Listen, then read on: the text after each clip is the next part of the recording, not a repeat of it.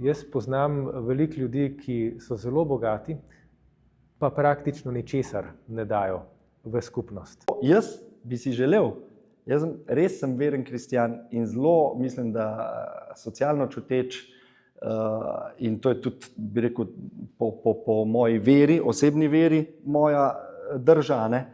Ampak jaz bi si želel čim več takih uspešnih, ki zaslužijo 4 milijone, saj oni prispevajo potem tudi toliko, da lahko mi vzdržujemo sisteme, kot so dolgotrajna oskrba, kot socialne službe in izobraževanje, predšolska vzgoja in tako naprej. Če mi nimamo teh ljudi, ki ustvarjajo in prispevajo, seveda v skladu z našim dogovorom družbenim, potem imamo kot družba šibkejše temelje tudi za prihodnost. Jaz poznam veliko ljudi, ki so zelo bogati, pa praktično ničesar ne dajo v skupnost.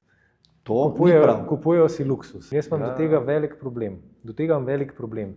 In če ljudje pač niso solidarni sami po sebi, potem je treba to solidarnost pa majčkeno zapovedati. In tukaj jaz vidim pač vlogo države. Mora skrbeti za to, da razlike med ljudmi ne postanejo prevelike in mora skrbeti za to, da se pohlep nekaterih ne razpihne preko vseh razumnih meja, kar je stanje današnjega sveta.